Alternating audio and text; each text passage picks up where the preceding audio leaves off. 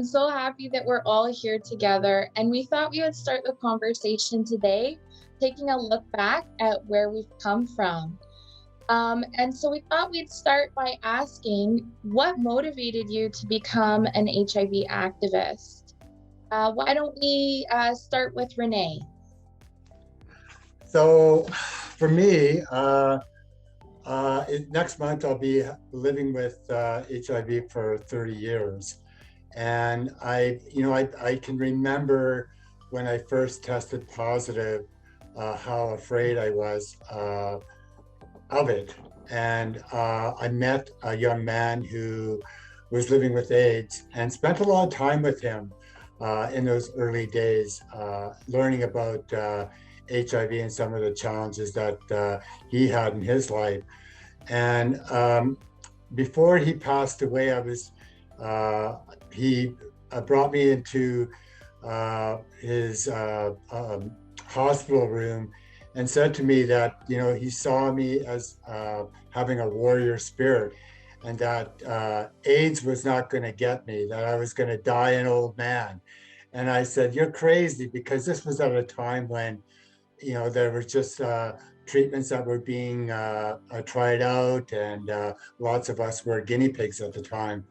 And so I said, "You're crazy for saying." He said, "No," he said, "I see a warrior spirit, and you're going to go and make a difference in the Indigenous communities, talking about HIV." And he said, "What happened to me is not going to happen to you." So, I really made a commitment to him that day, that I was going to go out and learn as much as I could about HIV, and eventually travel back home to my own territory and start doing this education. So that really got me involved, or lit a fire under me, and got that flame started. And that's why, still to this day, I'm very much involved in activism when it comes to HIV issues for Indigenous people living with HIV. Thank you much, Rene. And let's go over to you, Doris. What motivated you to become an activist? What motivated me to become an activist was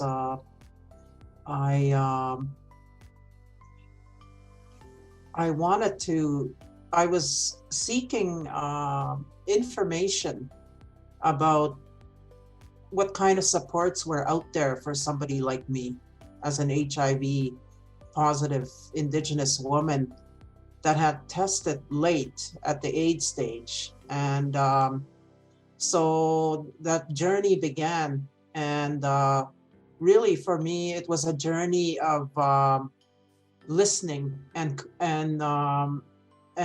collecting information, and maybe reframing that information for myself in terms of what was out there, and getting a lay of the land, and realizing that there was no services for somebody like me as an HIV positive Indigenous woman. And there was very little research as well on about HIV positive Indigenous women. And most of the services were designed for men. And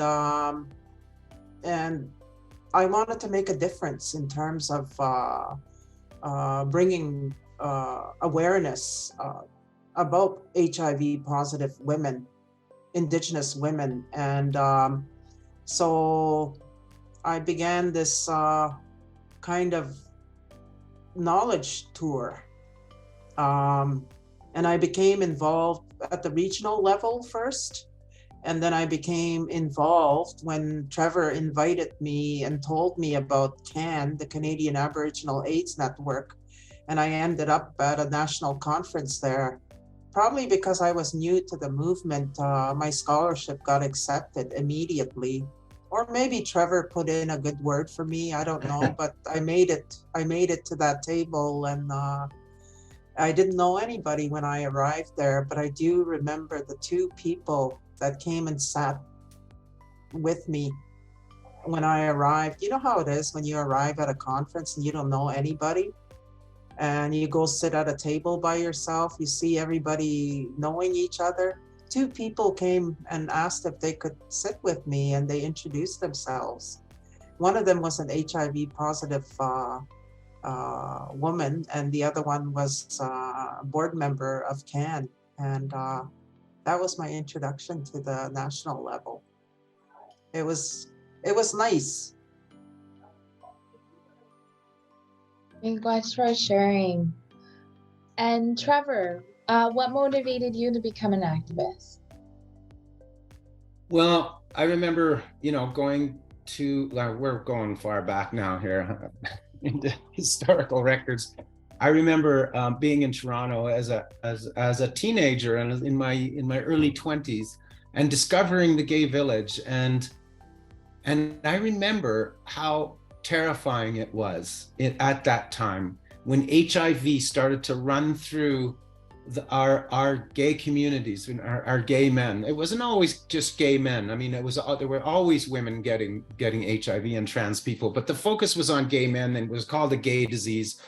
And you'd see in the gay village, you'd see men pushing their boyfriends all thin with purple spots all over them. And I'd be in the bar and people would come up to me and say, Trevor, I have a lesion on my brain, and that's the last time I ever saw my party friend, my beer buddy, And I should have given a trigger warning, but, in gay pride, you'd see these heroes, these activists that were held up very high, and we'd be cheering and crying, and they'd be gone. And just a couple, a few months later, our heroes, these activists. And then I got HIV, and I remember getting counseling at the time and thinking, I'm not worthy. I saw on the news how people in Africa, they're getting nothing, they're dying, And then I started getting sick in the mid 90s. So diagnosis in 1990, and then, in the mid 90s, I started getting really quite sick. And they came up, in 1996, they came up with the new antiretrovirals. And I got up off my deathbed and started walking around. I felt feeling healthy and going back into the clinic again and being offered the medications a couple of years later. I didn't want to take them because I felt privileged, and I knew millions of people in Africa and Asia and around the world had no access, and they had no hope, and they were going to die. And I refused to take the treatment because of guilt. And counseling helped me to take my meds, but I will never forget. There's still— That was your Lazarus moment. Yeah. And I want to give back because CAN helped me, Two-Spirited People, the First Nations helped me, OHAS helped me, and I want to continue giving back, but I get a lot out of it too. I'm not just giving. So it's extremely rewarding. And our work is not really about our voices. It's about elevating the voices of the people that can't be at that table, the people that aren't privileged. I am privileged, and that's why I got medications and I can maintain an undetectable viral load. I'm still motivated that way, Megan. Miigwech, Trevor. Yes, we're so lucky that we have so many years of experience here in this call, and I'm really excited to hear what your thoughts are of where we've been and where we are today and where we're going.